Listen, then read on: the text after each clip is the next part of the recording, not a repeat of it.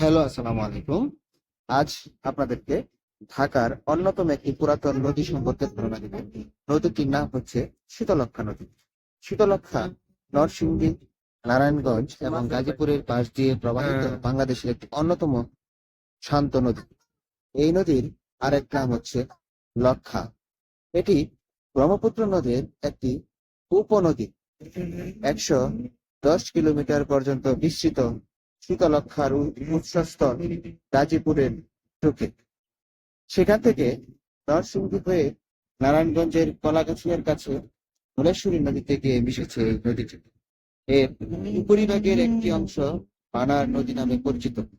শীতলক্ষ্যার প্রকৃতি স্থবিলাকা। বাংলাদেশ পানি উন্নয়ন বোর্ড বা পাউবো কর্তৃক শীতলক্ষ্যা নদীর প্রদত্ত পরিচিতি নম্বর উত্তর কেন্দ্রীয় অঞ্চলের নদী নাম ৫৫। এই নদীটি শীতলক্ষ্যা নদী নামে পরিচিত। শীতলক্ষ্যা কোথাও ১০০ মিটার, আবার কোথাও ৩০০ মিটার পর্যন্ত চওড়া। সর্বোচ্চ পানির প্রবাহ ২,৬০০ কিউসেক। এটা হয়ে থাকে সাধারণত ড্যামরায়। এই নদীর নাব্যতা সারা বছর একই রকম থাকে। শান্ত নদী বলে এর ভাঙন প্রবণতা অনেক কম। আগে বাংলার রাজধানী ছিল সোনারগাঁও।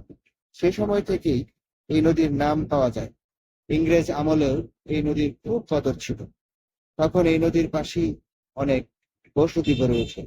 অনেক কলকারখানার স্থাপনের ফলে এলাকাটি জমজমাট হয়।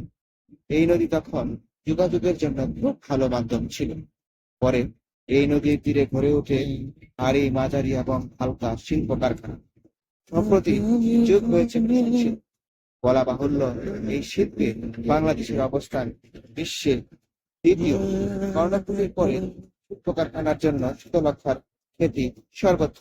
১৯৫০ সালে নারায়ণগঞ্জের শীতলক্ষ্যার তীরে সিদ্ধিরগঞ্জের সুনীলপাড়ায় বিশ্বের অন্যতম ও এশিয়া মহাদেশের সর্ববৃহৎ আদমজি জুট মিল এবং ১৯৫৪ সালে পাকিস্তান শিল্প উন্নয়ন কর্পোরেশন গাজীপুরের কালীগঞ্জের সুতুসিনী শীতলক্ষ্যা নদীর তীরে নয়নাভিরাম স্থানে ১০০ একর ভূমির উপর প্রতিষ্ঠা করে তৎকালীন এশিয়ার সর্ববৃহৎ কাপড় কল মসলিন কটন মিল। দেশের অন্যতম নারায়ণগঞ্জ নদী বন্দর এই নদীর তীরে অবস্থিত। ৪টি তাপ বিদ্যুৎ কেন্দ্র আছে এই নদীর তীরে, যার ৩টি পলাশে আর একটি সিদ্ধিরগঞ্জে অবস্থিত। শীতলক্ষ্যা নদীর কালক্রমে শিল্প কারখানা এবং আবাসিক এলাকার বর্জ্য, ময়লা, আবর্জনা সরাসরি নদীতে ফলানোর পানি শুদ্ধতা হারিয়েছে এবং বর্তমানে এর পানি কালাচাও পরিবর্তন হয়ে গিয়েছে। কালো কালচে একটা আকার ধারণ করেছে। এই নদীটিতে বর্তমানে হাজার হাজার ফুট বালু উত্তোলন করা হচ্ছে। এই নদীটি বিভিন্ন জায়গা থেকে বিভিন্ন জিনিস আমদানি করা হচ্ছে জাহাজের মাধ্যমে। নদীর বর্তমান অবস্থা খুবই নান্দনিক, কিন্তু পানির অবস্থাটা খুব ময়লা অবস্থায় আছে। আমরা আসছিলাম ঘোরার জন্য, ঘুরে দেখলাম পরিবেশটা অসাধারণ ছিল। আপনারাও আসতে পারেন। সকলের জন্য শুভকামনা রইল। ভালো থাকবেন।